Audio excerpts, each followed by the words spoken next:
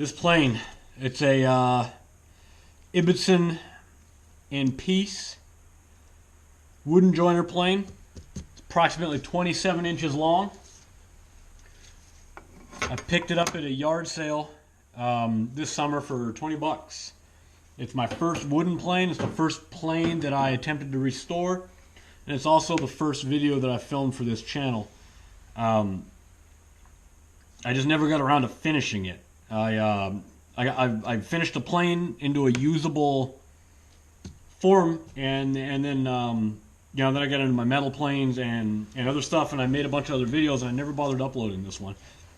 And I finally went back to do it, and I realized I'm really not happy with the final form of this plane. I left a lot of the gunk on the surface. I left a lot of paint that just really didn't need to be there, and there's no reason for me to have left it. There was a giant chunk missing out of this corner that I spliced. You'll see that in the video. I spliced out with a piece of maple that I had sitting around, and I'm very surprised at the end result of this. And there's a couple other cracks in here, and I've learned a lot more since I did this. I flattened the bottom in the form of Paul Sellers' videos. I filled in a lot of the cracks with CA glue, and then later on I learned about my the restoration juice, as I call it now, that I use. I learned from people that do this quite regularly, and that's a whole other video I've got on that, and that's just blend equal parts I use of cider vinegar, turpentine, and boiled linseed oil. So recently, last couple days, I came back to this, I came back to that video, and I decided to go ahead and get out a card scraper and scrape off the gunk and the paint as much as possible. I wiped it down with turpentine, put a little bit of glue up here to glue this little beaver tail back on, and I soaked it heavily with the mixture, and I let it sit for several days, and I just got done waxing it. So it's taking some pretty rough cuts right now. I can back it up a little bit more, and then it just kind of kisses along there. So very smooth results. I'm impressed. It wasn't a lot of work. It was a lot easier than you'd expect, and that's what this video is going to show you. And I'll talk you through it. It's going to be obviously a high speed, like most of my videos are lately because of my camera issues. So, okay, so as I said towards the beginning of the video, this video is actually taking place over two periods of time, several months apart. So this is during the summer, as you can tell by my short sleeves and the garage door being open. And I'm basically just doing a real haphazard fix of this. I'm taking it apart, sharpen the iron, flatten the sole, fix the cracks, replace the chunk of wood that's missing, put some boiled linseed oil on it, and called it a day. And then several months went by, and I finally got around to producing this video, and I realized that this plane looks really terrible, and there's no reason for me to have left it that way. So the end of the video is me kind of coming back to it in December and going back over it. So you just saw me put the iron and chip breaker and some rust remover, and now I am working on flattening the sole. I'm using this closest thing I have to a straight edge, which is a metal yardstick, essentially. And I'm using my hand planes. This is my Craftsman number 4. It's actually my first vintage metal plane. Not to be confused with my first vintage wooden plane, which is what I'm using it on. For whatever reason, this one has a metal piece on the throat, so I obviously want to remove that. If your plane has one, I just got one recently as a gift that has nails holding a patch on the bottom, so I got to remove those before I work on it. And all you're doing basically is just flattening it, making sure it's level from front to back and from left to right. And I was using my pencil to kind of mark to see my progress. My original video was extremely wordy, and I talked what I believe too much, so that's why I'm going ahead and doing the voiceover on it now. So I'll let you enjoy the video and chime in as necessary.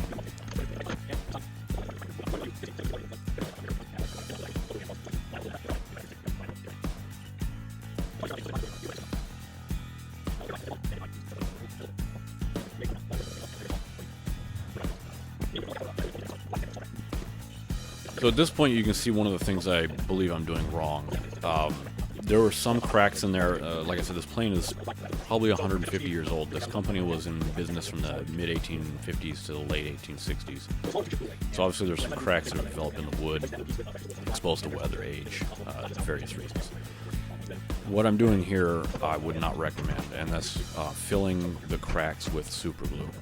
Cyanoacrylate, kind of the industrial grade terminology for it.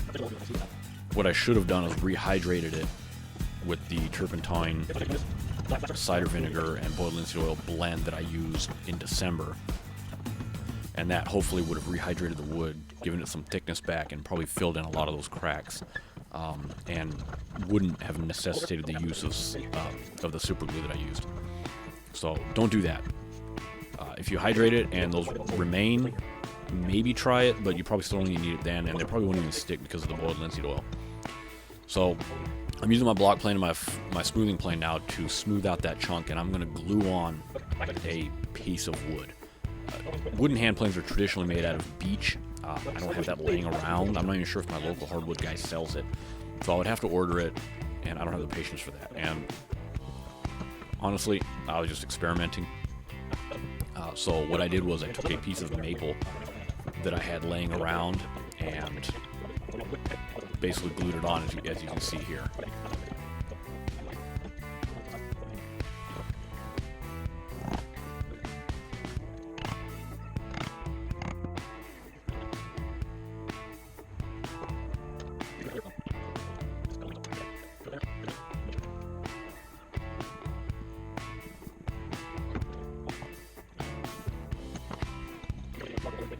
And to continue with using just whatever wood I have laying around, there's a little bit of wood to the right of the mouth that chipped off. So what I'm doing here is I'm smoothing it out, and I'm placing a small piece of Paduke in its place, which is what you see me doing here.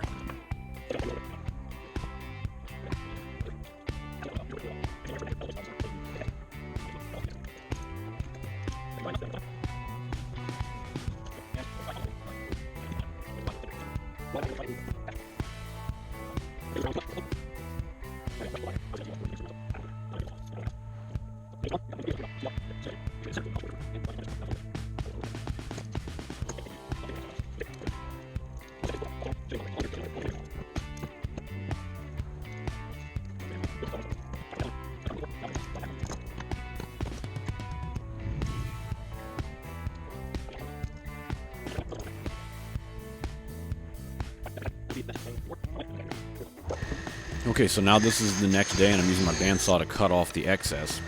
And for some reason, I still have that cut off piece in my garage. Really don't know what I'm going to do with it. It's kind of an odd shape.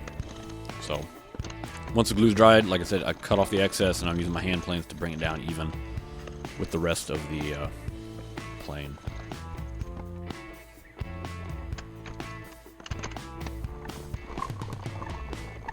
Using my block plane to trim the end grain on it.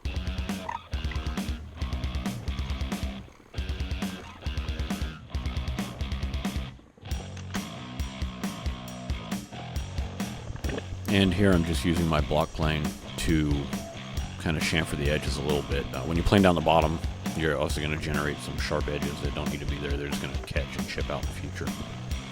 So I'm just smoothing those over again. And going back to that little chip on the side of the mouth, because I believe I had a malfunction there.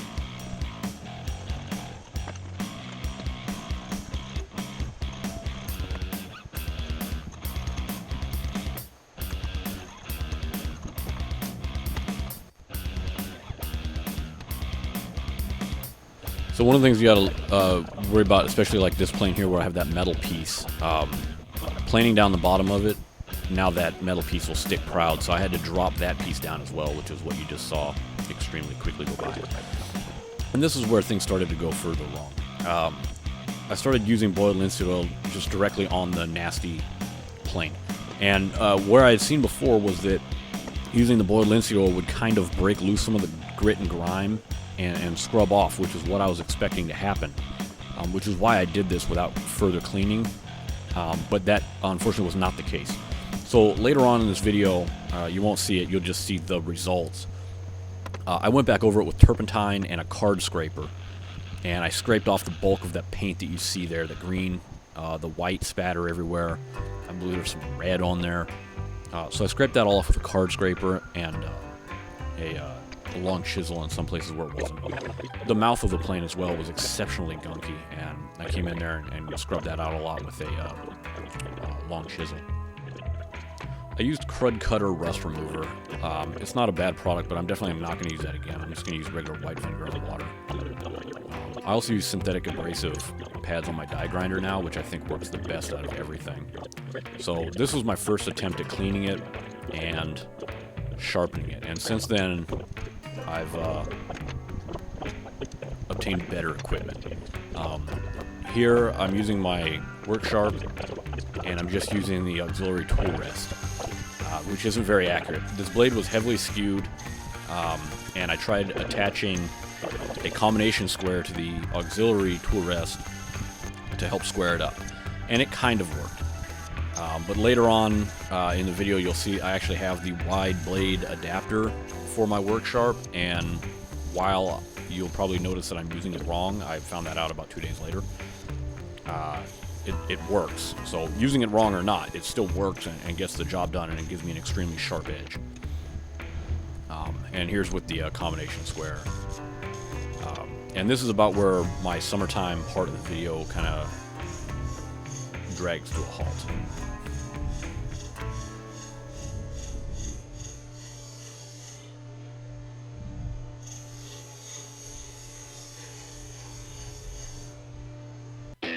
So in the summertime, this is what the plane looked like when I called it done. Obviously it was not. What you see now is the result of that thorough cleaning I did, the turpentine, the card scraper, and then soaking it with boiled linseed oil, cider vinegar, and turpentine, equal parts.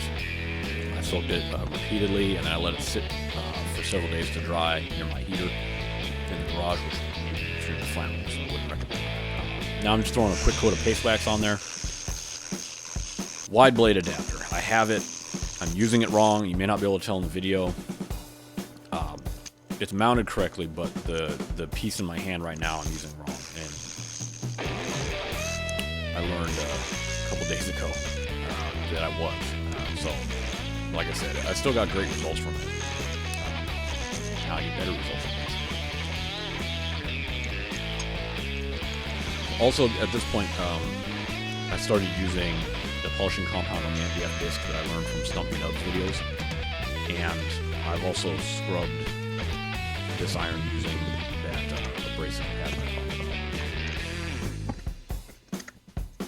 about. Just getting everything set. A lot of tapping in, tapping out, left and right, tapping the toe of the plane, tapping the heel of the plane, getting it just right. I'm trying it out on this piece of rough cut cherry that I had in the garage. I'm going to join it eventually, so I figured I'd go ahead and practice this. And it was definitely many minutes of a little tap here and a little tap there, getting it to work right. Once you have these guys set up, they're going to work right. Getting them set up is the trick.